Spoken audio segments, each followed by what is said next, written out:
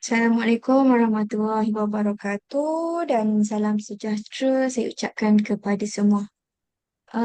Boleh dengar ke suara saya? Jelas ke? Jelas, jelas. Okey, jelas ya.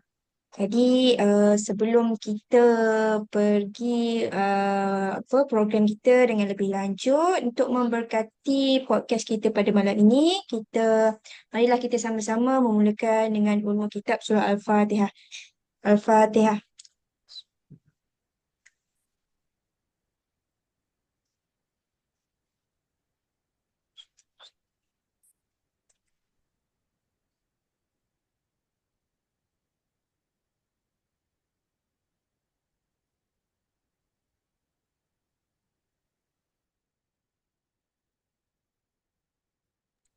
Alhamdulillah, terlebih dahulu saya ingin mengucapkan selamat Hari Raya Aidilfitri, maaf zahir dan batin kepada semua yang bersama podcast kita pada malam ini. Jadi kita masih lagi di bulan Syawal yang mulia ini. Semoga kita semua terus diberikan keberkatan dan dapat mengeratkan silaturahim antara kita semua. Jadi setelah hampir sebulan kita berehat sempena bulan Ramadan yang penuh keberkatan, kini podcast Bual Bicara OSI dan I kembali bersiaran dengan perkongsian yang pastinya lebih bermanfaat dan menarik. Jadi, sebelum saya serahkan kepada moderator dan speaker kita, izinkan saya mengenalkan speaker kita terlebih dahulu. Uh, Kita bersama dengan Dr. Taram Sati Raksawan Abdullah ataupun lebih mesra dikenali sebagai Dr. T, seorang tokoh yang mempunyai lebih 30 tahun pengalaman dalam strategi HSE leadership. Pengalaman beliau merangkumi industri tenaga global serta juga serta bidang akademik. Jadi sepanjang perjalanan kerjaya beliau, Dr. T telah membawa satu anjakan paradigma dalam bidang HSE dengan memperkenalkan pendekatan safety system base yang memberi penekanan kepada pengaruh sistem terhadap tingkah laku, bukan sekadar bergantung kepada faktor human error semata-mata. Beliau juga pernah memegang jawatan kanan HSE di beberapa syarikat tenaga antarabangsa serta menguruskan operasi berskala besar. Selain itu, Dr. T merupakan pemegang engineering doctorate dan turut aktif sebagai industrial advisor serta adjunct lecturer. Jadi menjadikan beliau contoh terbaik gabungan antara dunia akademik maupun industri. Jadi saya perkenalkan pula moderator kita, Dr. Rohayu binti Othman yang tidak asing lagi. Jadi, beliau mempunyai lebih 20 tahun pengalaman dalam bidang akademik dan latihan, khususnya dalam occupational safety and health, ergonomik dan juga workplace safety. Sepanjang kerjaya beliau, Dr. Rohayu telah terlibat secara aktif dalam pengajaran, konsultansi serta penyampaian latihan profesional kepada pelbagai industri, agensi kerajaan maupun institusi akademik. Kini beliau merupakan Certified HRD Corp Trainer dan juga konsultan di Strategic Wisdom Enterprise sejak tahun 2024. Jadi tanpa melengahkan masa lagi, ayolah kita bersama-sama mendengarkan apa yang akan dikongsikan oleh Dr. Rohayu, moderator kita dan juga Dr. T, speaker kita. Jadi tanpa melengahkan masa, persilakan Dr. Rohayu. Assalamualaikum semua. Salam. Selamat Siti, jumpa lagi.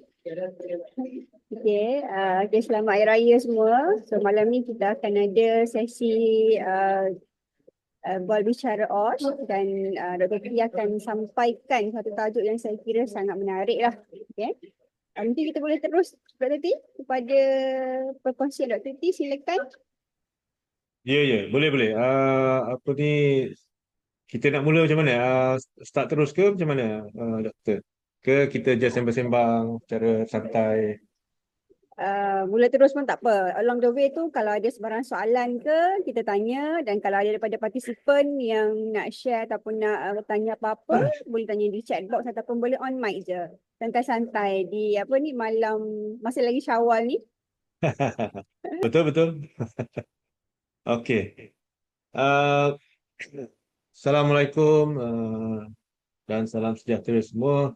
Selamat malam kepada semua-semua yang sudi bersama malam ni untuk mendengar sedikit perkongsian, sharing daripada saya, sedikit pengalaman yang ada bertajuk How Leader Respond Matters. Kadang-kadang sebelum saya mula tu, dalam surah Al-Baqarah ayat 30 ada mention pasal kita ni adalah dilantik sebagai khalifah. So dalam surah tu adalah konversasi dengan antara malaikat dengan Allah. Kenapa pilih manusia? Walhal manusia ni apa ni, memusnahkan, merosakkan dan sebagainya. Jadi Allah jawab kat situ, aku tahu apa yang aku buat. Okay. Jadi kat sini saya uh, nak uraikan sedikit lah satu-satu, maksudnya leaders dari segi perkataan, dari segi maksud dia sikit daripada pandangan saya lah. Okay. Dengan respon. Respon ni ada banyak bentuk lah. Okay. Kita start dengan leaders dulu. Leaders ni bagi saya kalau ikut Al-Baqarah surat 30 tadi, maksudnya kita ni dilantik sebagai khalifah. Kita apa tu, sekejap saya nak adjust kamera sikit.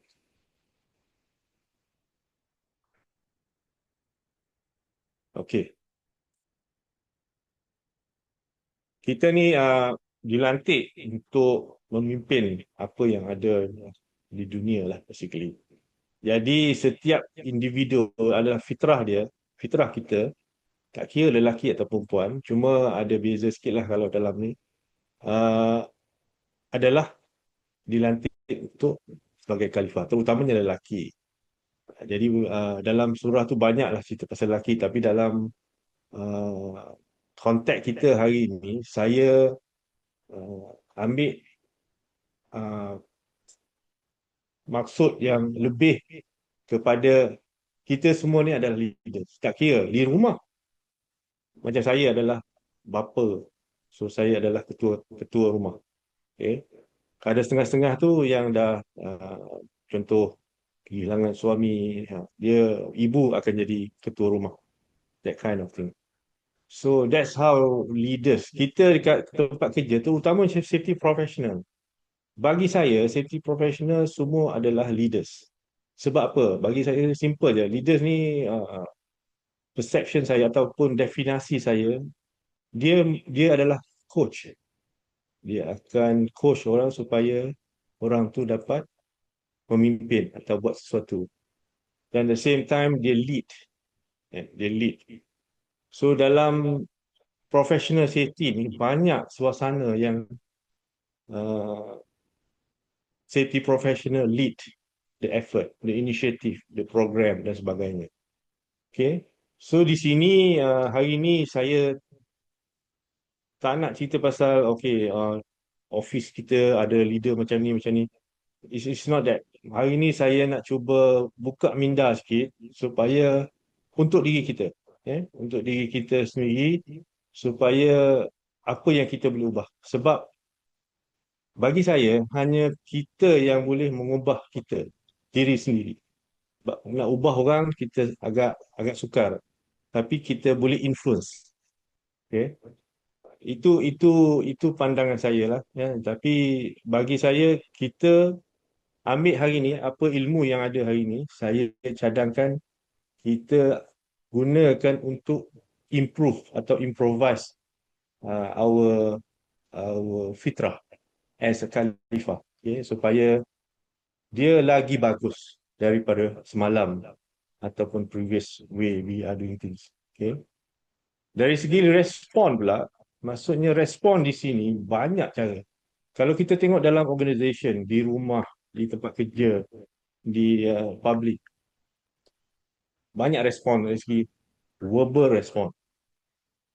Cara teks yang dikeluarkan, the policy, how organization come up with the policy supaya people get it. Body language, kan? Bila kita berdepan dengan orang, kalau kita cakap tapi mata duduk tengok tempat lain, tak fokus, kita tahu dia tu tak serius ataupun cakap tak benar. Bagi saya belajar satu ilmu daripada arwah ayah saya. Dia kata, bila bersembang dengan orang, tengok mata. Kalau mata dia tu tak ada fokus, dia punya mata tu ke kiri, ke kanan, ke atas, ke bawah, you know something is not right. Dia tak sincere ataupun dia tak betul ataupun dia ada pembohongan di situ. Itu ilmu sedikit lah. Jadi macam mana kita respond to that? That's why for me is important, sebab dalam dilema banyak organisation, kita nampak benda ni berlaku daripada dulu sampai sekarang. Masih ada some sort of a dilemma of how leader respond. Setengah-setengah orang bila dia become a leader, become a boss, become a manager, dia ego dia lain sikit kan. So they tend to become, I'm your boss. So that attitude become, they change the way he used to be a nice guy because dia jadi boss, because of influence by the way the system, the management, the CEO, whatever it is, influence dia, menyebabkan dia jadi macam tu. Hari ini kita just nak go through the fundamental idea apa yang, go back tadi lah, as a leader, kita ni lah as leader, apa yang kita boleh buat, how kita boleh respond. Katakanlah dari segi mungkin mata juling. Okay. Ya, kalau mata juling tu Cik Wahid, saya agak susah sikit lah nak detect lah. Lagi-lagi kalau pakai cuma mata gelap memang tak nampak lah. Okay, itu tips lah daripada orang tua saya lah. So take it kalau benda tu berguna. Kalau rasanya tak sesuai, jangan gunalah. Okay, so saya mulakan dengan itu dululah. Maksud dia dari segi how leaders. Jangan fikir leader ni is a boss saja, no. Kita tak payah tengok orang lain, tengok kita je. Okay, kita as a leader in organisation, supervisor, kat rumah, how kita respond to situation tu sendiri. Contoh respon ni, kalau contoh kita dengan anak, kalau kita marah anak dengan perkataan, dengan body language, that's, kalau selalu macam tu, your anak-anak akan, bila dia tengok your body language, dia tahu sendiri, ni ayah tengah marah ni, that kind of thing, you know. So that respond tu, kalau kita boleh apply, jadi aplikasi ke dalam tempat kerja, I think it helpful in term of improve leadership skill of a safety professional lah. So saya start dengan tu dulu, Dr. Ayu. So I think we start with the broad idea. Maybe lepas ni any question daripada participant, you just throw it. I mean, saya lebih suka macam tu. Hari ni podcast, kita sembang lah, santai-santai. Try to understand what it's all about, how we can do, how sama-sama mungkin Dr. Ayu ataupun siapa-siapa. Saya nampak sifu-sifu ramai kat sini. Pak Lah ada, Cik Wahid ada, Haji Wahid ada, ramai ada kat sini kan. So kita boleh kongsi, sebab kadang-kadang solution ataupun cadangan saya tak sesuai dengan your place. Okay, then kita kena adapt and adjust accordingly supaya sesuai dengan your workplace. So saya rasa saya mulakan dengan situ dulu. Tak nak heavy-heavy. so that kita boleh apa tu sama-sama start to fikir. Okay. First step, leader tu bukan boss, it's you. Respond tu macam-macam cara, notes ataupun policy procedure, how the procedure respond after incident, they come up with another training program dan sebagainya lah. That's how how they respond because of the leader asked to do that. That kind of thing, body language and so on and so on. Okay, hopefully start with that opening, then kita set the tone that sama-sama understand. Takut ada soalan yang menanyakan macam mana kalau bos saya macam ni, macam mana saya nak handle that. Saya tak ada jawapan lah most likely, tapi mungkin dengan apa yang kita boleh kawal kita tu, insyaAllah kita boleh slowly influence these people. Okay, thanks. Dr. T, saya tertarik dengan yang statement Dr. T tadi. Dr. T kata kadang-kadang masa dia bukan ketua, dia okey je. And then bila dia jadi ketua, not necessarily, go very high lah, naik pangkat ke. Then something change along the way. So, Yeah. Dr. T rasa dia memang dah ada that character, then the position enhance that character tu, ataupun due to pressure, due to work demand, menjadikan dia no longer become a person yang kita easy to go before dia berada that certain position. Yep, okay. Saya nak kongsi di slide tu. Kejap ya.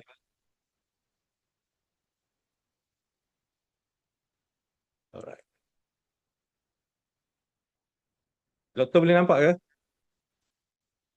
Slide saya. Boleh. Okay, saya buat dalam bentuk ni lah. Okay. Saya ada satu slide yang mana kalau tengok pada slide tu kan, dia punya bull effect. Cuba tengok yang sebelah kanan lah. Sebelah kanan. Boleh nampak sebelah kanan semua? Doktor boleh besarkan tak? Boleh. Sekejap.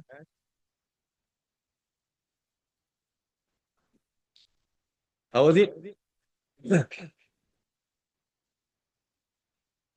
Okay. Boleh nampak So okay. Dia macam Dr. Ayu cakap tadi lah kan. Sekarang ni when we are in the certain position, kita the information flow tu, katakanlah contoh sebelah kanan punya kan. Dia minta buat projek. So I nak deliver. CEO kata I nak deliver by 2 months. Okay. Then VP pun turun kepada operation head. Okay, saya nak 1.5 month. So sampai ke bawah sekali tu, I want in 15 days. Daripada 2 bulan tu kepada 15 hari. You just imagine how squeeze. Because masing-masing dia nak ada gap masing-masing kan. Dia nak ada some sort of buffer untuk dia tu. Boleh review, boleh tengok dan sebagainya. So yang jadi mangsa tu, yang kat bawah tu lah. Which is frontliner workers dan sebagainya. So they have to spend hours of the time just to deliver simple thing.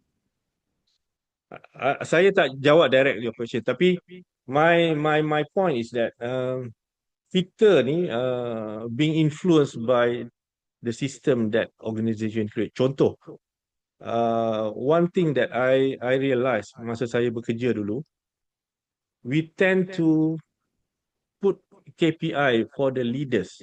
Okay, for the leaders, katakanlah setahun HSC leaders lah, kita kena buat 2 inisiatif. Inisiatif pula baru. So every year you come up with ini. Itu untuk seorang. Kalau you ada 10 orang managers on HSC, ada 20 inisiatif. Bayangkan kalau ikut this flow, kalau gambar yang sebelah ni daripada VP turun ke bawah kan. How 20 benda yang tukang buatnya 3-4 orang je. See that how influence that. To answer your question tadi is dia punya the process, the system that created that make people become like that. And I was part of system before. And saya pun terasa, saya pun was impacted by that. Kan? Contoh mudah-mudah, kadang-kadang CEO datang minta, Ram, you come up with this analysis. I nak tahu antara last few years ni kita ada concern tak pasal benda ni. Simple je dia mintanya. Can you come up with me tomorrow morning? Kan? So that kind of thing is kita nak kena korek data tu 5 tahun. And then kalau you ada good data system, fine. You just call je, pakai query and then they come up with the information, then you do analysis. And somehow used to have a spreadsheet. Sana sini kan. You have to ambil daripada situ, ambil daripada sana, ambil sini. So you spend, walaupun simple task yang you kena buat, you spend hours, kadang-kadang sampai lewat malam just to get that information out tomorrow morning to the boss. Yeah. That's how thing respond to it lah. Maksudnya, that's why any instruction, any request coming from above, that's why the impact to the HSC professional is quite tough lah for me lah. And I've been doing that for many years to that. And I think something yang we need to change lah kan. Sebab the way we setting our system memang macam tu traditionally kan. So that's why whatever you do, bila you duduk kat bawah, the impact is different. Bila you start naik, the impact is also different. And it change along the way kan. Kalau you lagi atas, cara you terima the impact is agak berbeza lah compare dengan yang bawah. Tapi bayangkanlah tadi, saya ada dua inisiatif. Okay, by the end of the year, katalah inisiatif saya berjaya, Alhamdulillah lah. Kata tak berjaya, yang jadi mangsanya, orang bawah lah yang akan disalahkan lah sebab dia tak buat dan sebagainya dan macam-macam lah. Okay. Alright, I think that's something about that. Nanti saya dalam ada soalan-soalan yang siap kat sini, nanti saya akan cuba baca dan sambil-sambil tu. Okay, mungkin ada materi. Okay, sekadar nak cadang di dalam OSH segalanya bermula dengan section nombor 2, segalanya target dan capai untuk safety at workplace adalah tanggungjawab top management. Cuba kita hadamkan betul-betul. Okay, saya setuju. Kadang-kadang if you are top management, some of us here pernah jadi top management lah. Katakanlah you are CEO, you bukan setakat tengok HSC, you tengok macam-macam benda, financial dan sebagainya. As a business, dia nak run business, of course, survival of the company is the more important kan. That's why sometimes philosophy of the leader kadang-kadang agak sedih lah kan. Bila, contohlah, saya bagi contoh. Kalau you tengok cerita kisah dalam dokumentari pasal Boeing, asal usul Boeing, dia punya safety performance sangat-sangat bagus. Sebelum small company, Douglas something, tak ingat nama, take over Boeing, and they change the way, they change the context of the business. Maksudnya, daripada priority safety, they change to priority to the shareholder. Nampak? The way they respond to it is different. Bila you respond to that kind of environment, what will happen? Of course, to please shareholder, you nak kena jaga cost, you nak kena jaga, kalau boleh nak kena untung lebih, cost kurang. Then dia impact kepada semua-semua, termasuk safety. Then banyak safety feature dalam Boeing bila dia design Boeing Max tu. Pak Boeing Max ni dalam 9 bulan dia jatuh dua insiden dan ramai yang meninggal. And bila dia siasat for the past, the history of that, that's where they found out that the philosophy, the assumption, the context in the whole organization changed after this company take over and lead Boeing and become orang kata looking more into shareholder, please to shareholder rather than make safety as a priority. That's why sometimes as a leader, kita kena balance lah. Kita kena balance, take it as something that kita boleh okay, kalau tak boleh macam ni, kita kena cari cara lain supaya the way we respond to it is not about money and dollars saja. Sekarang ni contoh dilema pun masih ada lah, walaupun dah lama production dengan safety kan. Construction time and cost. that still ada, still ada. That's why it will not solve immediately, but then kita as a generation yang kita boleh build in, embark in atau inherent in the processes system supaya the new generation coming in, benda tu boleh slowly be part of them, be part of the process. Okay.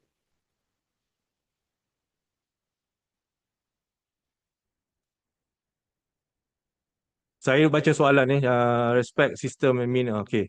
I think it's more towards sharing. Bagus, bagus. Terima kasih for sharing. I think I totally agree lah. No apa ni orang kata argument in terms of that. That's why hari ni kita cuba bincang this kind of dilemma yang masih susah, bukan senang. Is need tadi saya discuss one of my friend. You need several generation untuk tukar this kind of concept because it is culture. It is built in. Bila dah become part of your muscle memory, then susah you nak ubah tau. Susah you nak ubah. Malam you nak ubah pun kena slow, and you take time. That's how it works. I think I answer some that question, Doctor. So hopefully that's illustration dekat gambar daripada Vice President Director to Vice President sampai ke team tu, representing something lah yang mana kita boleh sama-sama fikir. Kalau tengok yang the other side, on the left side of the diagram pun, the way they request at the end of the day lebih kurang lah tu.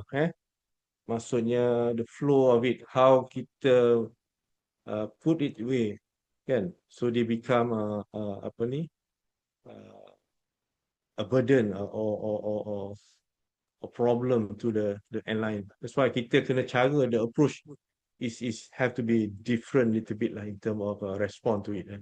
Okay.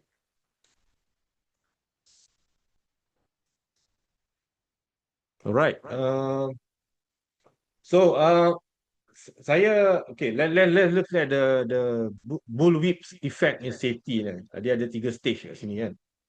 Kalau tengok ini yang let's check our hand injury. Dia kata macam tu simple ya. Let's check our hand injury. Tapi the way we do that, we start to come out with program, campaign dan sebagainya just to fulfill that, to respond to the leader punya request.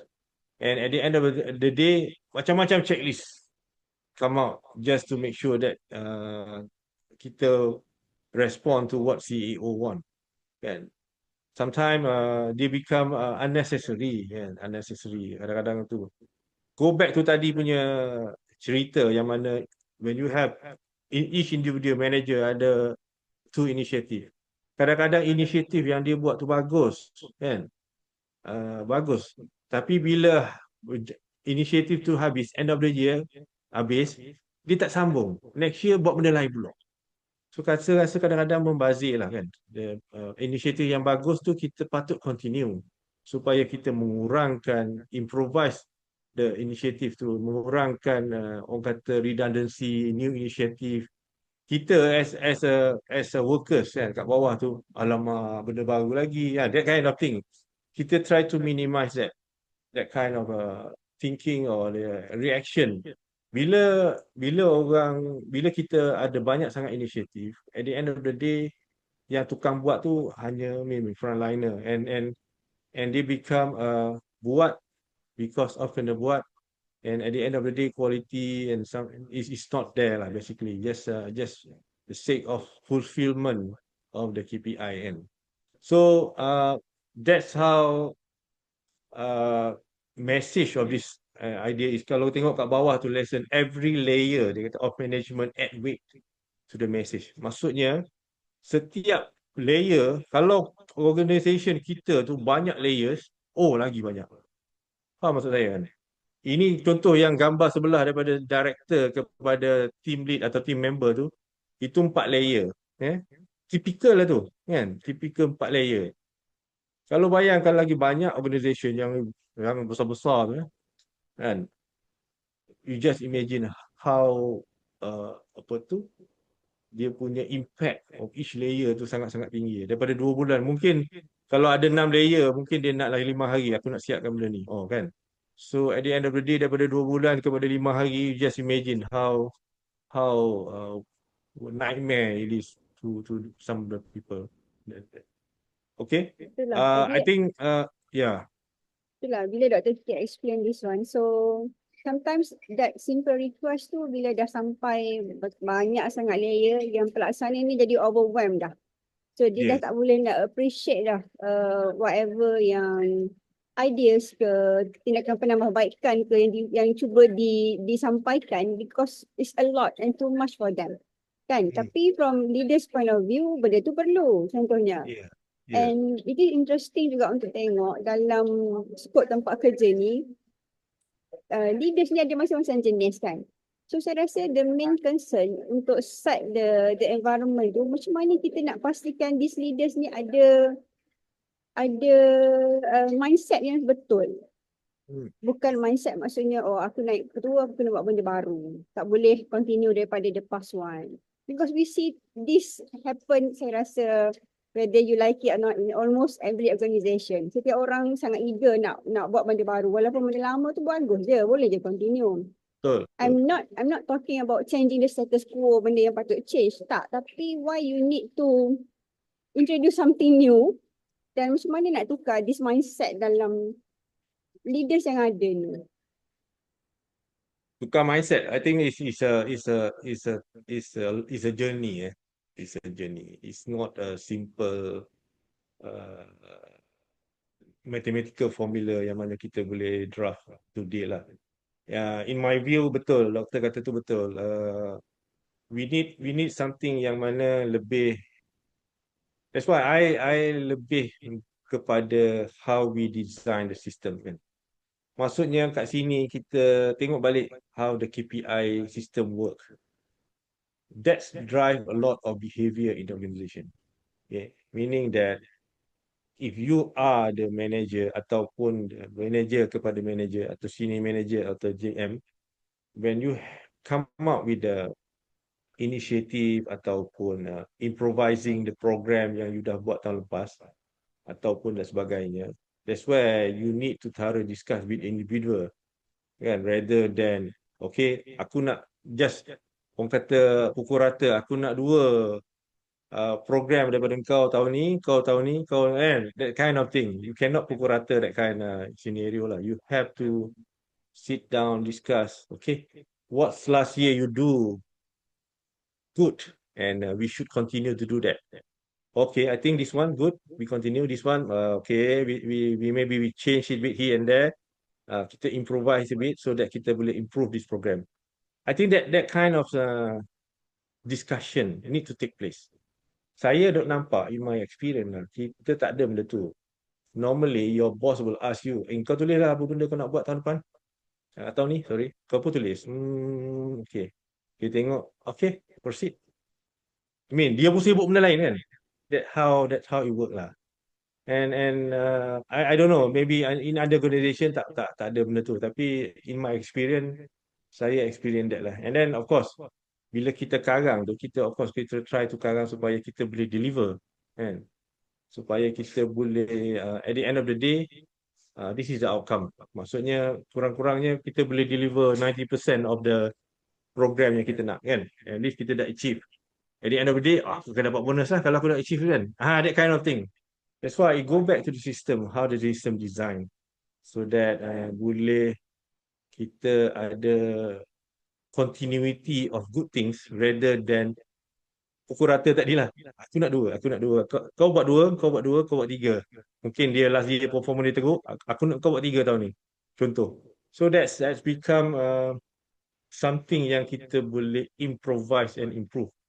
And it's a long journey because kenapa? Kita human and kita hari ni kita as a manager operation contoh. The way operation work is different. Tomorrow I become a manager for procurement. The way procurement work is different. Sometimes we need to adjust based on that kind of work that kita. Maksudnya fit for purpose lah. Fit for purpose. Maksudnya bila you beli kasut, you tahu you size 7, so make sure that size 7 lah within your capacity. Jangan beli yang saiz 11. Memang tak muat lah. Ataupun terlebih besar sangat kan. Jangan beli saiz 5. Tak muat lah nak pakai. That kind of thing. I think it go back to how kita set the system. Because as a manager, as a leader, you akan refer kepada apa sistem yang kita ada kan. Okay, sistem performance appraisal. Contoh sistem performance appraisal. Saya tengok in banyak organisation agak complicated lah kan. Cuma itulah, that's how it work. Cuma bila berlaku macam tu, then it force the leader to fulfill that, kan? Fulfill that. Because sometimes yang buat appraisal tu adalah HR. So HR punya thinking is different. Kita punya bila time to operation kita execute different. That's how current scenario atau dilema yang masih wujud lah. Jadi untuk address long term, maybe we need to sit down with the HR, look into how to orang kata improvise the process so that macam doktor cakap tadi, something good we can continue. And the process of discussion must take place supaya you really, orang kata, bukan ideal case, it is a real case. Kita nak yang real ni. Idea ni biasanya banyak sangat sekarang ni lah berlakunya idea. Oh, this is idea, okay, kita buat. Dan bila tu scenario tu betul tak betul. Jadi kita nak real, kalau boleh near to real, kalau boleh. That's why imagine yang work as imagine dengan work as done, different kan. That's why kita kalau boleh nak apa saja yang kita develop, design as perfect as work as done. Memang tak boleh, tapi as perfect as that. Kalau boleh close the gap tu ke lebih kurang sikit, then you are there. You are there. Macam risk, you cannot eliminate risk. Betul You cannot eliminate risk. Kita duduk ni pun tak tentu lagi kursi ni boleh tampung kejap lagi, nauzubillah kan, jatuh dan sebagainya. You still there. But then the way you sit, of course, kalau kaki kursi tu 4, duduklah kaki 4, jangan duduk kaki 2. That kind of thing. That's the one that you can control, maksud saya. Okay. So that's my suggestion lah. We have to look back into the system yang kita design, yang influence how the leader take it and become part of their execution. So kalau that system is designed sangat-sangat rigid, then the whole message, the whole flow of it become sangat-sangat rigid lah. Bayangkan tadi lah kan, daripada 2 bulan kepada 15 hari, just see how the work, how the influence, how the weight is impacting the whole processes. Okay, I hope that kind of maybe some of us here ada experience how they deal with that kan. This is based on my experience. So saya bagi example mudah-mudahan because of the KPI, the performance appraiser kan. Saya tak pasti in other organisation dia ada that performance appraiser ke tidak, ataupun it just based on favoritism, boss like you, then you got that. Ada juga kan, that kind of thing. That's how it work lah in many organisation. And saya nampak tak nak complicatedkan proses. Banyak organisation mungkin take a lot of a process yang mana okay, tak apalah buat macam ni, shortcut, tak payahlah buat benda macam ni kan. That kind of thing it's happen. Because why? The system yang design tu tak serve the purpose, menyusahkan, tidak memberi manfaat, that kind of thing. I hope I answer you, Doctor.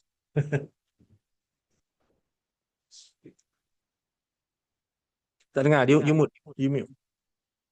Dan ada beberapa cadangan yang saya rasa menarik lah atau mungkin lebih pada soalan.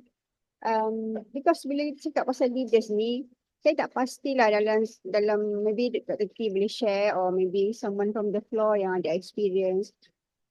Selalu bila kita buat training ke, yang kita train ke, yang datang ni adalah yang akan buat kerja ni. Dan selalu training ni dia involve benda yang very technical lah maksudnya. Yeah. But siapa sebenarnya yang really look into grooming our leaders, the leaders ni sebenarnya? Because if you want, betul lah macam yang apa Cik Aziza said, the environment tu very much determined by the top management sebenarnya. Yes. So who cater this group? Siapa yang train kan? Kalau you nak jadi CEO ke CFO whatever lah kan, or the top tiers dalam management, siapa yang train you to be there? Because you know that when you are in that position, the way you respond, the load, the pressure totally different. Then kalau the method yang come to you tu, how you behave, how you respond, your body language tu impact dia sangat besar kepada that organisation kan sebenarnya macam yang you said earlier. So who cater this group? Ataupun kita sebenarnya dah termiss sebab they are already top there, dia patut masuk dalam kumpulan dan they should know. What's your opinion on this, Dr. Kim? Yeah, interesting. I think banyak organisation yang, especially when I was with a company yang multinational kan, succession planning dia sangat-sangat bagus lah. Dia dah ada siapa, dia dah nampak prospek who become leaders dan sebagainya lah. That's why you can see some of the leaders sangat-sangat muda, kan? They become that because of their caliber, the way they speak, the way they handle things, and so on and so on. Setengah-setengah orang is born with it lah, kan? Setengah-setengah orang macam kita, sebab tu tak boleh jadi bos sampai sekarang kan, because of maybe lacking of something else. Tapi jangan lupa, I mean, kita as a human, Allah design kita kurang situ, lebih situ. Itu kena ingat. Kena sentiasa bersyukur kan. Saya tak dapat yang tu tapi saya dapat benda lain. Itu yang set as a basic. Go back to tadi punya cater tu tadi kan. Saya duk nampak banyak organisation yang saya pernah bekerja ada a good succession plan.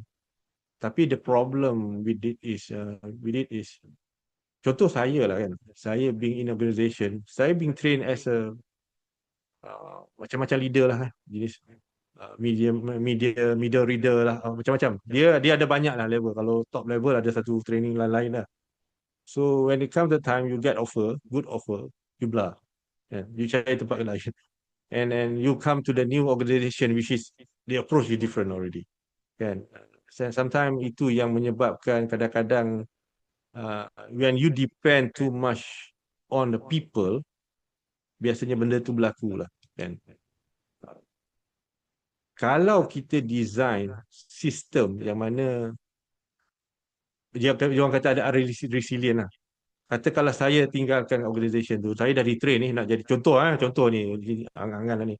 Saya di-train nak jadi CEO kan in the next 5 years kan. Bila dah sampai tahun ketiga, saya resign dan pergi tempat lain. But then organisation should have some sort of a backup system. Dan yang mana okay, kalau ni tak ada, kita ada lagi 5 orang calon yang boleh tanggung that. So dia boleh naik jadi that kind of thing is I believe in most of a big organisation ada. Kan? Cuma saya tak pasti small organisation. Saya pernah kerja company kecil-kecil juga.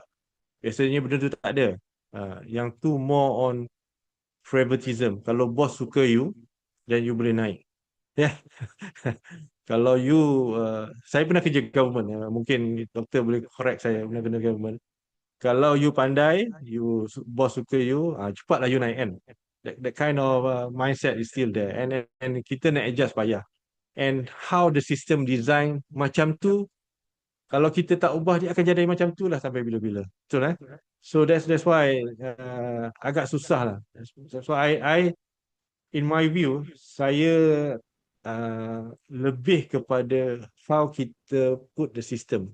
Kalau benda ni tak berlaku, you must have some sort of resilience. Maksudnya ada backup system yang mana you boleh respond to that proses. Okay. Sebab kalau bergantung pada orang ni, you tak tahu satu hari dia akan berhenti. Hari ni kerja 5 tahun, almost dia nak jadi CEO, dia berhenti. It can happen, right? That kind of scenario it happen. That's why kita, the way kita discuss hari ni agak keluar sikit. Cuma the way saya nak bawa kita semua kepada as a leader, kita semua as a leader, how kita influence the management, how kita bring in the value to the HSC plan yang kita buat supaya kita boleh execute that, boleh orang yang buat nanti dia boleh buat dengan hati yang gembira, yang hati yang suka. Susah tau, susah. Bukan setakat buat kerana aku dipaksa buat. Kenapa aku datang training? Because boss suruh. Contoh, that kind of thing. Kenapa aku datang training? Sebab aku nak datang training. Because I like to be trained. Okay. So I think that's my view lah. There is a way to cater that. Cuma when kita terlalu depend on human, selalunya jadi macam tu lah. Unless kita ada backup yang properly. Okay. Saya ada ni rata-rata media management at site frontliner ada selalunya terdekat dengan apa yang kita tak duk bincang sebab the fear factors, the job security always exists. Saya setuju Pak Lah, because kenapa kita bekerja? Kadang-kadang kita, yalah, hutang banyak lagi, rumah tak bayar, kereta, all those things. That's why we are there. And kalau tengok kat sini, kalau tengok one of this, dia ada mention pasal kalau kita terlalu ni, kita tend to be yes boss. Fear. Kita takut, kita nak respon. That's why apa yang bos suruh, kita ikut. Walaupun kita tahu benda tu salah atau benda tu tak bawa ke mana, but then we have to do what we have to do. Because of macam tadi lah, fear factor, because of job security dan sebagainya. Okay. Cuma kat sini, I try to bring you into a new mindset lah, just to change that. Sekarang ni, the way kita discuss ni banyak kita tengok orang lain. Kita tengok outside. Tengok kita lah. Apa yang kita boleh adjust. Apa yang kita boleh improve. Diri sendiri. Sebab yang kita boleh control adalah diri kita. So that's why saya awal-awal lagi saya highlight that kita semua ni adalah leader. Jadi whatever you do di rumah, di tempat kerja, di mana-mana saja, you are the leader. So the way you can control yourself, the way to control is yourself. Kan? Maksudnya hanya you yang boleh control yourself. Sebab kalau you fikir pasal masalah orang, then I think little bit here and there, mungkin kita tak berjaya lah kan. You have to, kalau bos perangai macam ni, maybe I'm suggesting that we try to adjust supaya kita tak terlalu influenced by them, kan? Tak terlalu. Okay. So macam mana nak buat? I think you know better lah. I think you all the expert here. You have the good answer. Cara saya mungkin, I think we follow, but then sometimes if we don't agree, we highlight, we speak up, tell them. Kalau dia tak ni, take note, put some document so that become your evidence that kita dah pernah advise. Biasa itu penting lah as a safety professional, documents. If you dah advise, tapi management tak buat, one day something happen, so I told you, kita dah something that evident to tell you that email ke apa ke. Sekarang verbal ni dia tak ada record. Kalau boleh text, put something in verbal supaya kita boleh defend ourselves later on. Okay. Need heart and mind program to be resolution of this issue. Yes, sometimes we need orang kata cuci jiwa dan jiwa dan nurani. Betul Pak Lah. Okay. Okay, Dr. T, I'm sure sepanjang doktor punya bekerja ni kan, for sure maybe anak buah ke datang jumpa, okay, and then mengadu ataupun face some problem yang dia tak boleh selesaikan. So, apa yang Dr. T rasa certain qualities yang leader ni kena ada so that dia boleh create satu environment yang anak buah dia boleh datang pada dia. Dia boleh jadi macam safety net. Kita tak nak lah bila kita pergi, kita entah bos pun kita macam tak nak lah hari ni muka cekang ya. Macam tu. Macam mana you create that lah. Faham, faham. Anak Saya dan buah tu berbeza tu. apa dia apa lah? Anak dan buah tu berbeza tu. Ya kan. Okay, my experience pasal benda ni kan. I think dalam banyak session kita pernah dengar banyak, kita have to listen more, not listen to respond, but then listen to kata Understand. apa tu? Yeah, apa dia malah? Understand. Listen to understand. Yes, that's the right word. Listen to understand. So that bila satu lagi kata kita to understand ni kenapa? Bila contohlah kan, saya duk cerita masalah, tapi cara saya respon tu, saya nak tolong selesaikan apa ni? Sebab saya kalau boleh dengar kan. So saya respon something yang supaya dia boleh shut up kan. Okay, very good. Tapi kalau kita listen and try to understand and try to be empathy dengan dia, orang kata that's why kadang-kadang tiba-tiba saya suka macam ni lah, I mean. Bila dengan anak-anak buah saya, bila dia datang cerita masalah, I take it as this is my learning. This is my learning. So I need to learn. This is the problem that I need to learn how to sama-sama kita improve and improvise ataupun berubah. So bila kita set mindset kita as a leader, bila anak-anak buah saya datang, as a learning, try to understand the problem, because bila you try to understand, you sebenarnya you belajar, this sebenarnya isu ni yang mana kita sama-sama boleh buat lah, bukan masalah dia saja, tapi masalah the whole organisation kan. So when you put your mindset as to learn what is the problem, then from there you start to think differently. Start to think differently maksudnya instead of nak orang kata nak avoid solve that solution, you sama-sama work with them. Okay, because they know better. Normally frontliner ataupun anak buah kita ni, they facing the issue and they know the solution sebenarnya. Kan? Cuma bila dia datang cerita kat kita tu, dia takut solution dia tu tak diguna pakai ataupun kita tak nak terima. So the way with that, so mungkin you respond differently. So from the concern, adakah cara-cara yang you rasa kita boleh sama-sama improve, kan? The way you tweak the question to become we rather than you, and that's more towards how we respond to it.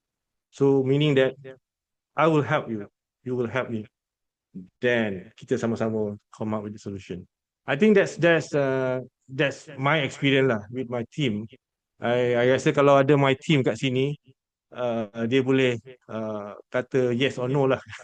Kalau saya pernah ajak my anak-anak buah dulu pernah kerja saya, bila dia cerita masalah, we try, myself lah, I try to listen first, and then my keyword is okay, it's a learning lah, it's learning for me, because setiap masalah yang ada is a new, orang kata benda baru yang mana kita sebelum ni kita hadapi ataupun kita pernah hadapi, tapi cara kita selesaikan mungkin dulu lain, kali ni lain.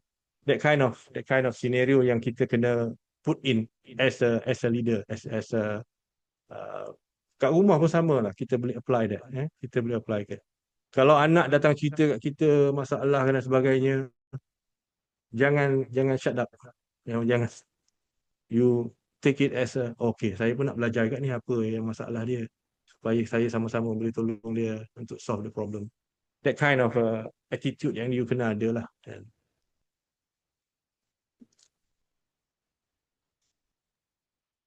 Ada a few questions and respond dekat chat Dr. Tin. Yeah. Listen to understand. Maybe as start, leader kena buat self-assessment as we are now improve. Okay. Saya setuju lah. I mean, sometimes kita... saya lupa nak sebut tadi, doktor. Pasal, that's why dalam organisation, especially tempat oil and gas, kita ada management of change. Kan? one thing that kita akan do when dia change position dulu daripada engineer kepada manager, contoh then you have to go through the management of change. Dalam kriteria tu kita tengok dia kompetensi ni cukup ke tidak, emergency response dia okey ke tidak, knowledge dia kat mana dia kurang. That's how kita identify gaps yang ada pada orang tu. Then when we have that information, kan, kita boleh accordingly in 1 year kau pergi training ni just to get that. Kau body system dengan mamak ni supaya dia boleh guide kau and respond to that. That management of change system tu saya banyak berlaku di organisation yang tempat saya kerja, more on process, tapi on personnel agak kurang. So kalau kita boleh improvise that process, because the system is good, dia akan tolong identify gaps among daripada engineer nak jadi bikin manager. Of course, certain thing quality yang you kena ada. That's management of change tu akan tolong identify, kan? Maksudnya kau kena pergi training ni, kau kena pergi body system dengan dia ni, kau kena expose dengan benda ni. That kind of thing that have to be in place. So I think one way kita should raise up the management of change which is related to personal change. Maksudnya daripada position ni kepada position ni, kalau ada impact on HSC, then you have to understand. Kan? Contoh dulu dia become dia daripada operation manager, kan? Biasa operation manager dia understand emergency response lah. So now dia become HSC manager. Contoh, kan? So banyak benda yang dia kena top up supaya dia now is competent HSC manager, kan? Banyak benda-benda macam tu. So bila dia lead department, the criteria of was set the contact right lah, bukan something different from the philosophy of a HSC itself, kan? So okay. Okay. Pak La mention sini MOPC, Management of Personal Change. Banyaklah term tu being used in industry, tapi the thing is how you manage change.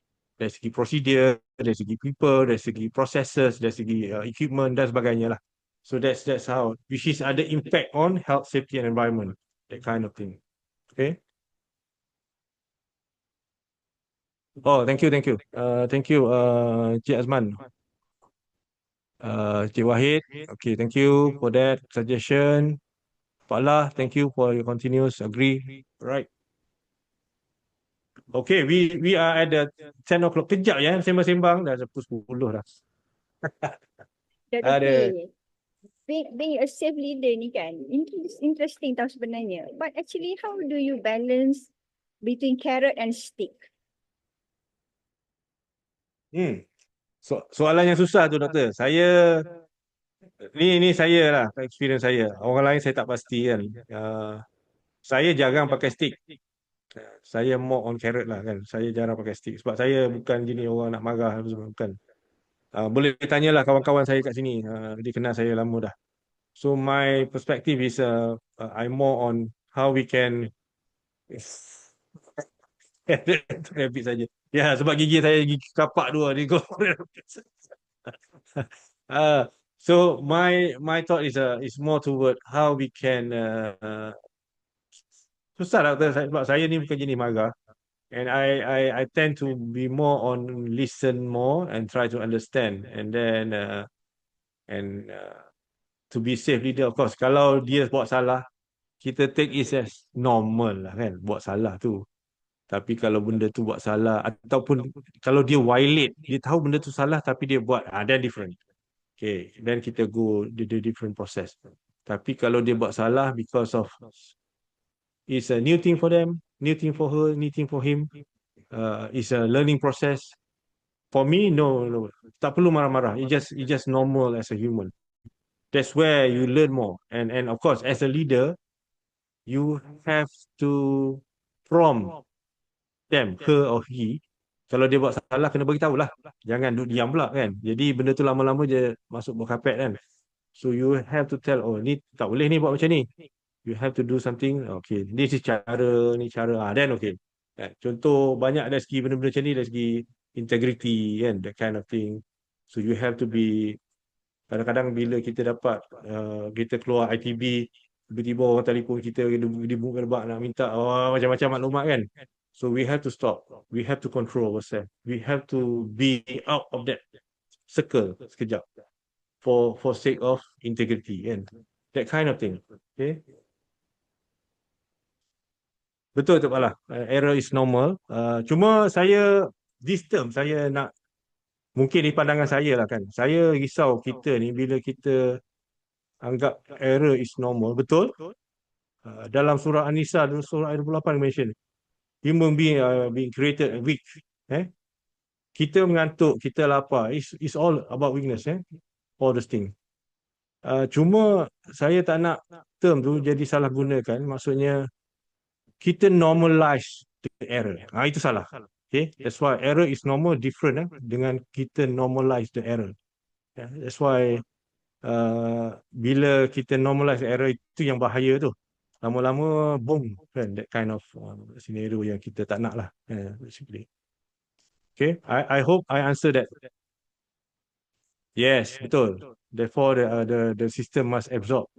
Maksudnya bila berlaku sesuatu yang tak diingini, the failure, there is a process ataupun orang kata adaptability supaya instead of cedera parah, you just first aid.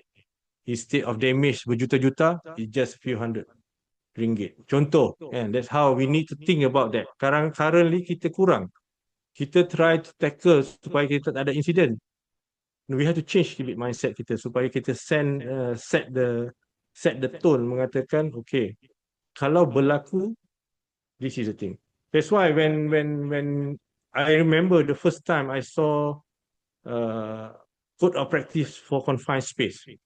Dalam code of practice for confined space yang mula-mula ada emergency response. Sebelum tu tak ada. Risk assessment apa semua tak ada. That's why interesting dalam emergency response untuk confined space, bila berlaku sesuatu, you have something yang mana you can bring it out supaya orang tu terselamat ataupun instead of fatality, dia just orang kata pingsan sekejap kan, that kind of thing. So masa tu I think tahun berapa bila dia start come up with code of practice. Interesting lah for me. Oh okay. In other procedure, in other SOP tak ada on the emergency response. Maksudnya on the response to failure kan. That's why something now become part of the law. You have to have that in place. Okay, become part of the law. Okay, kalau you baca my latest article ni AEM, kita ada mention pasal benda tu. So that meaning that when you do something, think about resilience. Maksudnya think about if failure happen, how you respond to that. Jangan tak ada langsung. Tak boleh. Salah tu. Okay. I hope I give some idea lah kepada pada kita semua malam ni. Saya tak pasti malam ni berapa orang. Oh okay, ada dalam 41 orang. And so alhamdulillah. Hopefully some sharing. Pukul ada question. Kita ada lagi dalam setengah jam doktor. So kalau ada soalan yang mana saya boleh jawab, kalau saya tak ada jawab, saya cakap saya tak ada jawab lah. Dr. T, interesting sebenarnya, and salah satu benda yang saya rasa leaders kena ada ni adalah ability to make decision lah, kan, especially bila ada crisis and so on. So macam mana Dr. T rasa seorang ketua ni dia kena tunjuk benda ni, especially dalam dealing with crisis. Sebab kalau leader pun macam nampak kita tak boleh trust, dia tak boleh nak, bergantung pada dia. We want to know what's next. So they leave the organisation macam hanging down. So I'm sure that is not what a safe leader should be lah. So how do you actually, if you were given a chance to groom a leader, how are you going to impart this very important quality in a leader? I think it go back to your fundamental, the individual fundamental, apa dia nak sebenarnya kan. Kalau setengah tu kita thinking about financial, then the way you decide is financial based. Kalau the way you set your minds based on safety, doesn't matter operation ke apa ke, then your decision akan beraras di kawasan tu lah, kan. That's why kita as a leader or safety professional, I believe all of you have that safety soul dalam yourself. Kalau siapa tak ada tu memang pelik sikit lah bagi saya lah. Doesn't matter lah. Jangan lupa pasal tempat kerja. Kat rumah pun you have to have that. So meaning that your decision to ask your kid to ride motorcycle to go to school, kan? Macam mana you decide boleh ke tak boleh? Based on apa? Contoh lah kan, doktor. Saya bagi contoh lah kan. So kalau nak naik motor, kena pergi ada lesen. I mean, you have to this and then you tak nak kali ni. Oh, macam-macam lah. If you can fulfill that, okay. That's decision we give to them, right? Empower them to drive. Sama juga kat office. Kan? That kind of thing. Kalau kita rasa, oh, okay. Financial, kita punya mindset is more on financial. Okay, tak apa. Aku tak beli motor lah, aku beli kereta kat kau. Okay, kalau you mampu, beli kereta lah, better kan? Tapi tak umur 17 nak bawa kereta pergi sekolah, mengalahkan cikgu lah pula kan. That kind of thing that we have to think to make a decision for us. So in my view, it depend on you. Kalau you berkitaran di dalam your decision is more toward your mindset, your soul is more on the safety is my priority, then you akan berterus kat situ. And that's why sometimes kita tengok leader yang mana kurang safety perspektif, dia akan pergi more on commercial, more on production, more on that's where value of safety tu ada tapi dia kurang. Priority dia tu lain. And saya kata bukan sebahagian lah, ada setengah orang. I think you can agree with me lah kan. Kalau is to make decision sesuatu ni is not easy. Tapi hidup kita ni daripada start bangun sampai nak tidur is all about decision. Betul Yeah. Cuma decision tu berat ataupun ringan is depend on that situation. Macam tadi ya, contoh kita nak bagi anak kita bawa motosikal pergi sekolah. Saya sampai sudah saya tak nak bagi. Sebab saya tahu anak-anak saya bawa motor mungkin tak pandai and so on, so saya tak bagi. Sebab saya risau pasal keselamatan dia. So that's why I put my safety first, kan? My safety is priority. My kid safety is priority. Saya personally kalau anak balik sekolah, kalau boleh saya kena sampai awal. Saya tak nak bagi anak saya tunggu saya. Kenapa? The time that you left he or she dekat sekolah alone is vulnerable kan. Maksudnya chances untuk macam-macam berlaku is high. So that's why saya nak kurangkan benda tu. That's why saya pergi awal. At least bila dia keluar, dia lambat sikit tak apa. Yang penting kita ada kat situ, kita dah tahu situasi, kita nampak dah. That's why my decision to be earlier is better than to be late. Because tadilah, kalau you pergi lambat, anak you expose kepada tiba-tiba, kalau kata anak habis sekolah pukul 6.30, pukul 7 you tak pergi lagi. Apa berlaku kan? You expose your kid to so many things lah sekarang ni kan. So that simple thing as that lah. Simple thing as that. That's why kita kena take that consideration lah bila kita buat decision tu. I hope I answer you, Doctor. Maybe ada some questions ke from the floor nak tanya. Ada ke?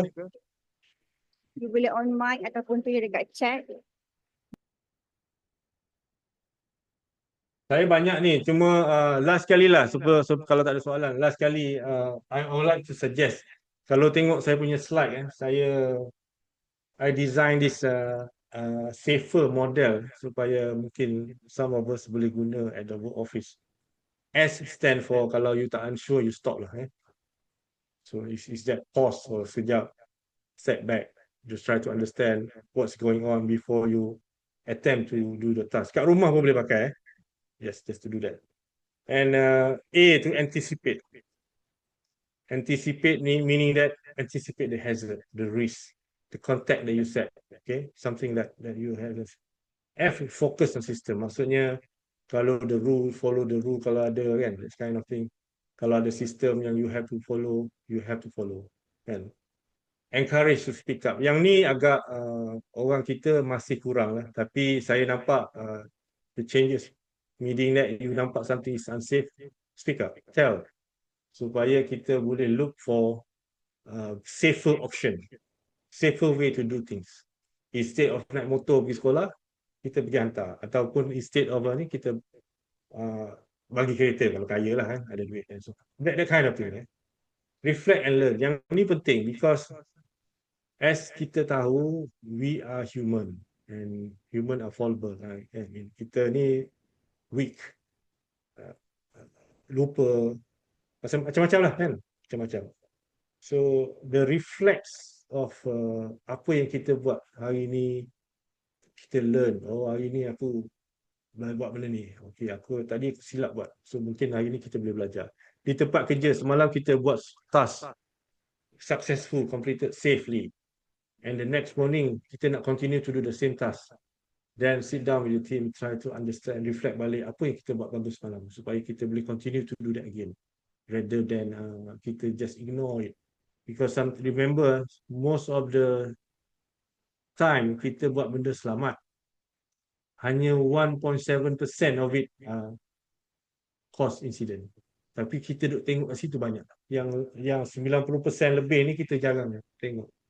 So do more.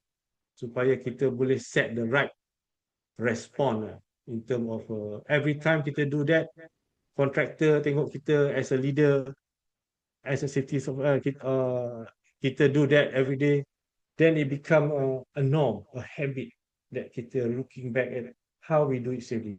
Satu lagi, jangan bila kita buat benda selamat, jangan wujud lah. Jangan complacent.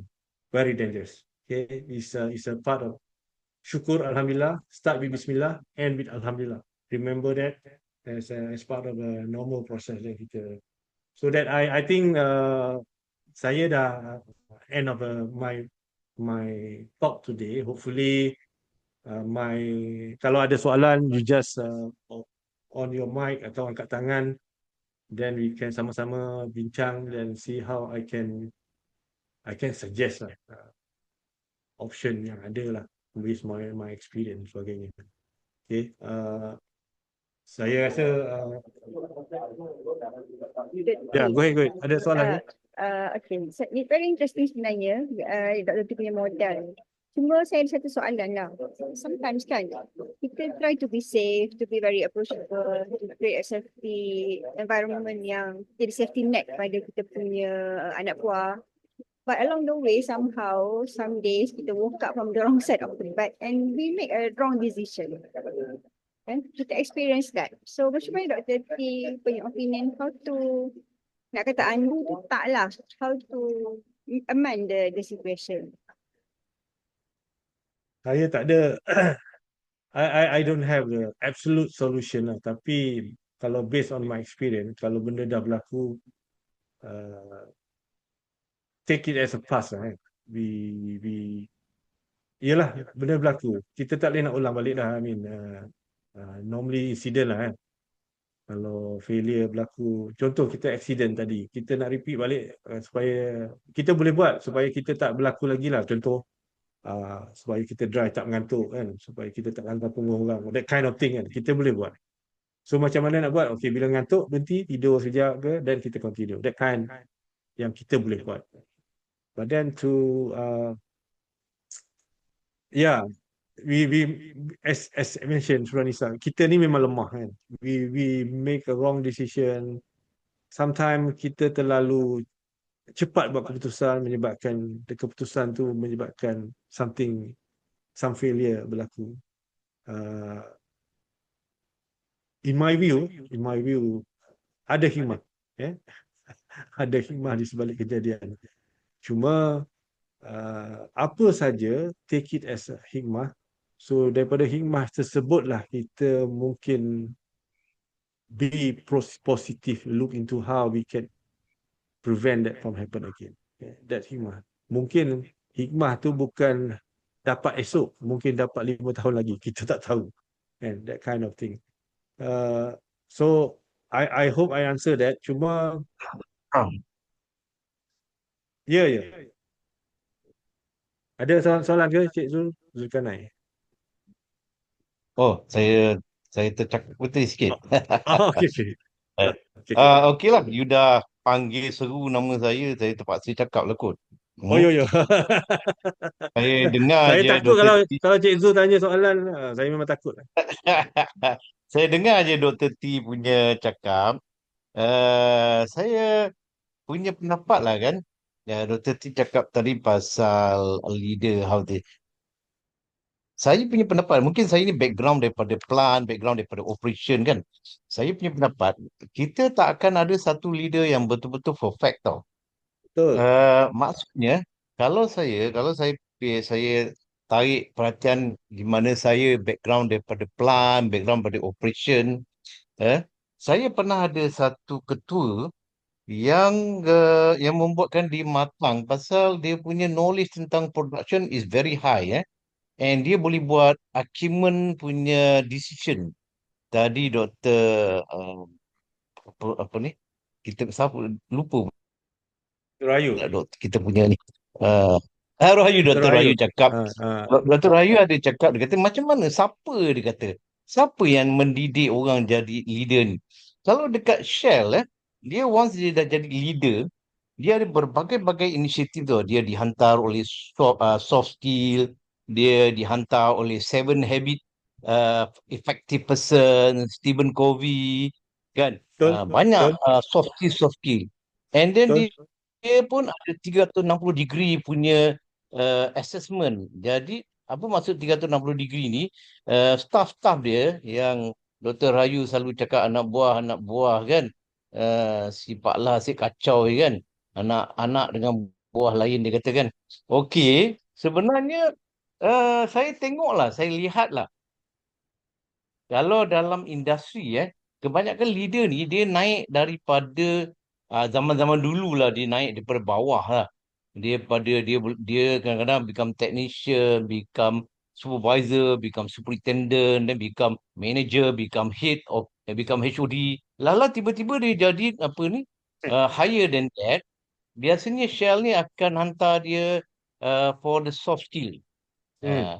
Jadi pada saya macam mana sekurang-kurangnya pun dia kena ada dua flow tau, ada dua part, ada dua fah. Maknanya satu memang dia terror bab operation, dia boleh buat decision nak shutdown ke, tak nak shutdown ke, nak repair ke, tak nak repair ke.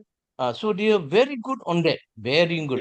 Tapi you Ya. ambil satu lagi part di mana seorang manager atau leader dia daripada universiti, dia mungkin ada doktor, tapi dia langsung tak ada experience tentang Oh, plant ni terasa, tau. terasa. Dia langsung tak ada experience tentang turnaround, tentang dealing with contractor, boleh apa. Tapi dia ada kualiti sendiri. Dia Hmm. ada pasal dia dah matang, dia banyak teori, dia banyak belajar. Jadi dia mempunyai satu falsafah macam mana nak jadi leader. Compare Hmm. orang daripada production ni, dia hasil machine lah, engineer atau near engine lah. Kadang-kadang ada engineer tapi near engine pun ada juga. Dia asyik duduk Hmm. dengan engine, dengan apa. So dia lebih pakar daripada menguruskan industri. Tapi Ya. seorang pakar yang tidak ada kena-mengena dengan industri, flare pun dia tak tahu apa benda flare, kan? Ah. Kenapa ada flare, Hmm. tapi dia boleh manage people. Yep. Pasal apa? Dia ada soft skill yang tersendiri.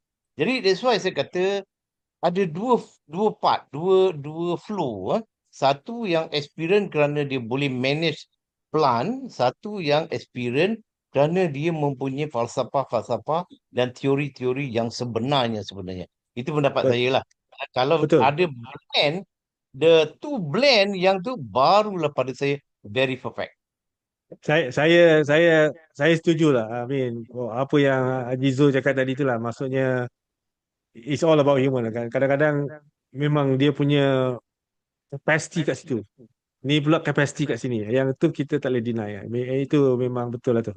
Saya sangat-sangat setuju. Terima kasih Haji Zul. Terima kasih for kongsi. Haji Zul, kalau tak kacau hangit.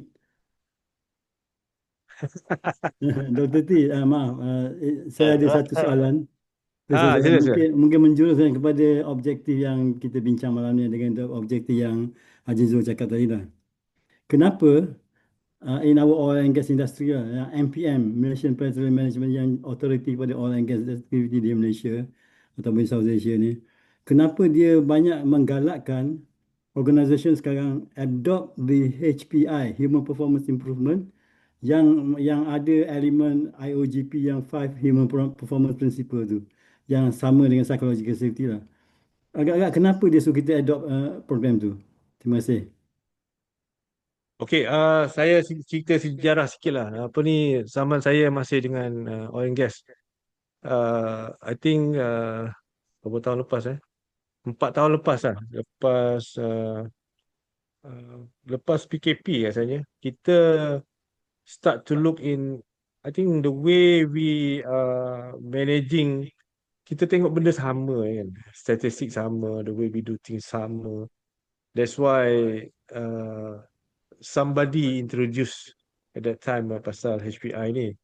So and dia totally shift the paradigm on traditional way of doing things kepada new way of doing things. That's why sekarang ni the whole Petronas try to promote that. Siapa yang Petronas ada kat sini mungkin boleh betulkan saya lah. In my experience masa saya dengan MPM and so on, and we start to introduce HPI to all PSC. And masa tu saya ingat MPM bawa semua HSC manager semua pergi train, pergi brief satu hari about HPI. Saya laki company hantar 5 hari pergi training pasal HPI, understanding of human performance improvement. And at that time at that time kita nampak as a new initiative. Sebenarnya tidak, sebenarnya just expansion of what we already have, cuma improvise here and there. Cuma at this moment saya duk nampak lah. Saya left pun oil and gas baru 3 bulan. In my view, we still the perspective still more on what is HPI, belum lagi kepada how.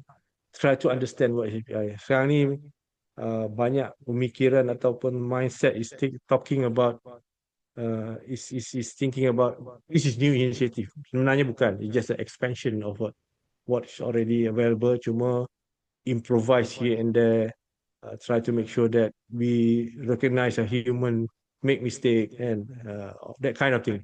So learning is a vital. So we need to keep learning rather than just learn from the incident. We learn from the state operation also. Stop is unsure, blue line, red line, black line, that kind of things coming in, and then become orang kata a new paradigm shift kepada all. And bila berlaku kepada PSC, Petronas contract ni kan, dia impact kepada kontraktor juga kan. So that's why dia start to turun kepada kontraktor. Kontraktor pun tanya, apa benda pula ni? Kan, that kind of scenario coming in. So Dr. T, saya tanya soalan tu sebab topik Dr. T malam ni bawa adalah salah satu elemen HPI sebenarnya. betul. Response matters, itu yang saya tanya tu. Betul. Cuma bagi saya lah, apalah, masih perjalanan masih panjang lah. So we need to, as a professional kat sini semua ni, we need to help our industry to be at par lah with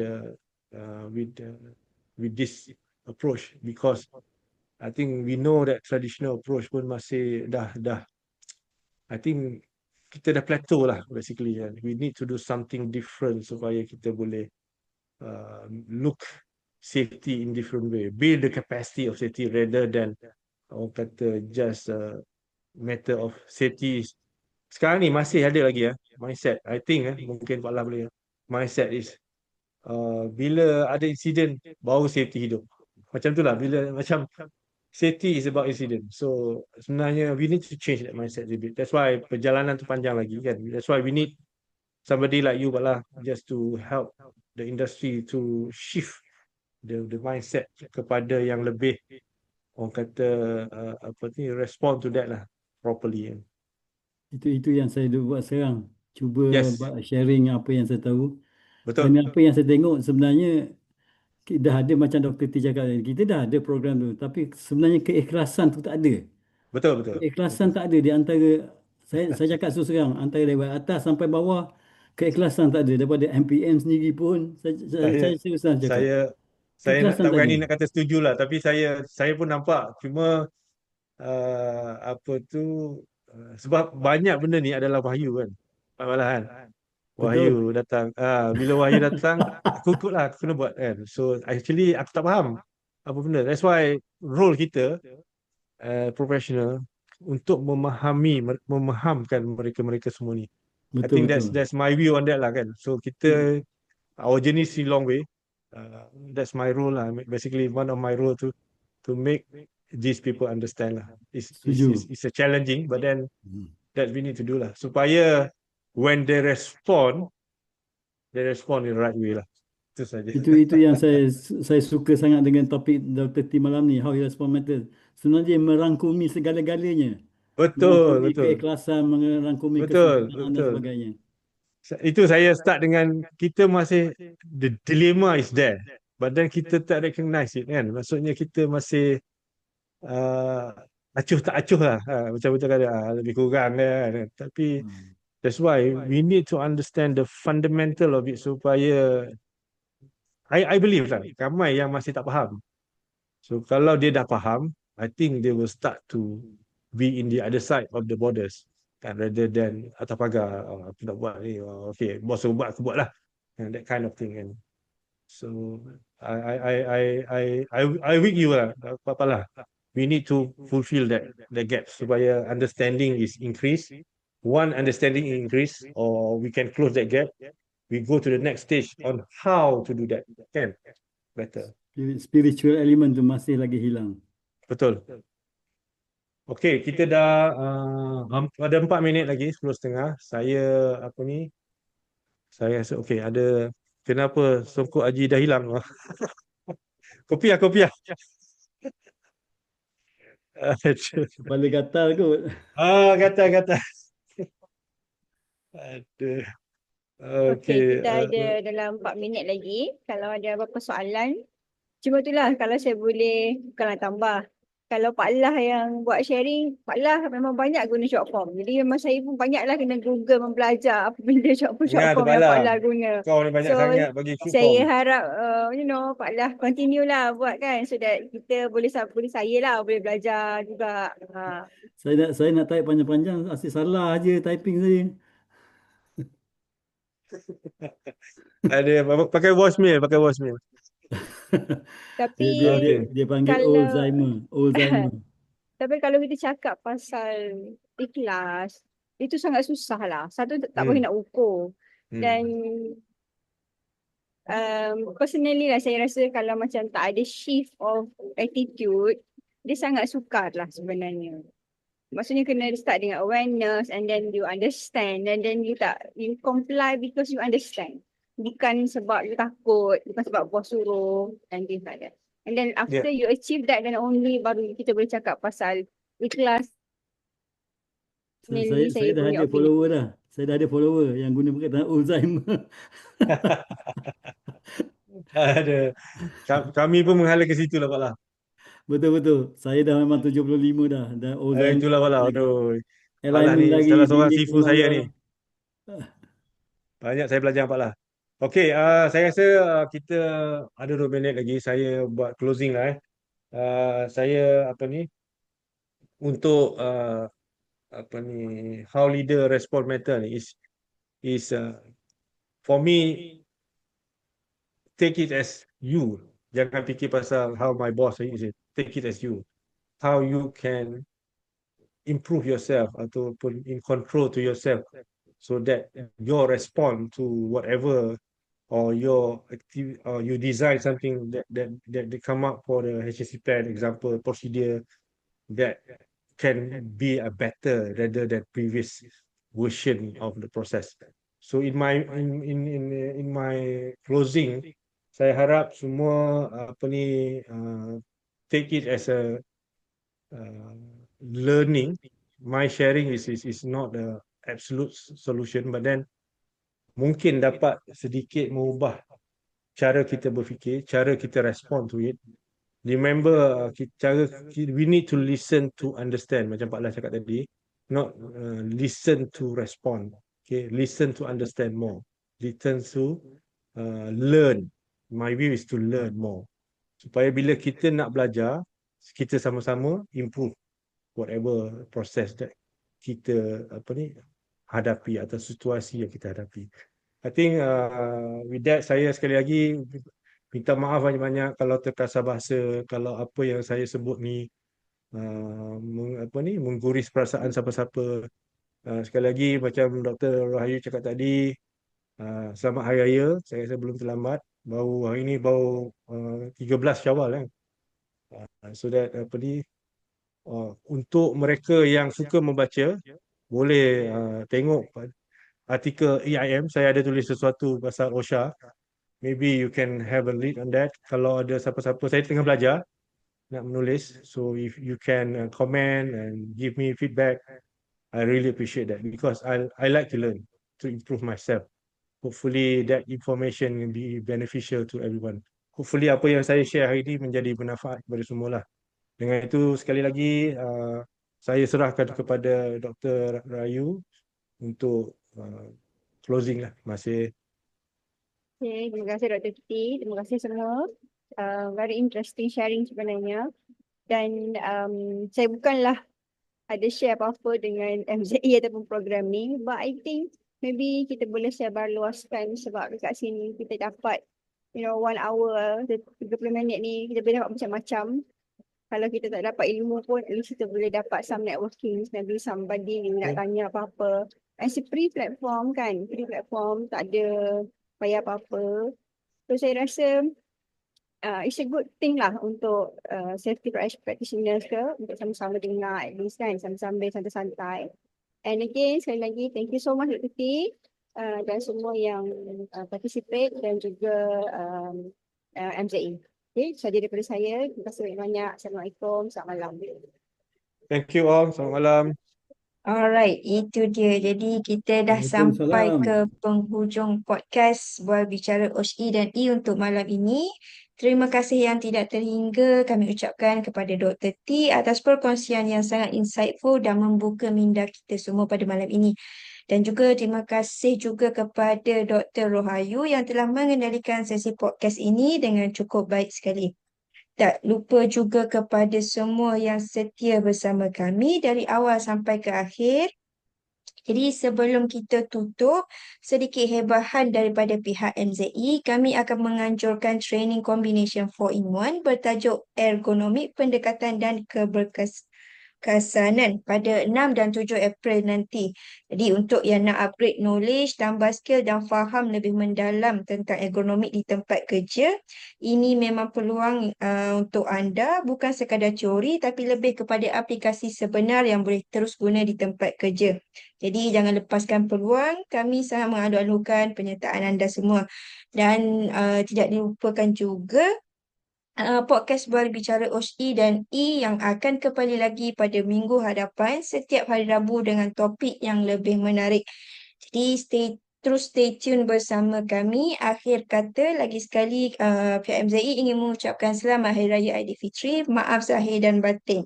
Jumpa lagi di podcast akan datang. Assalamualaikum dan salam sejahtera. Terima kasih semua. Waalaikumsalam.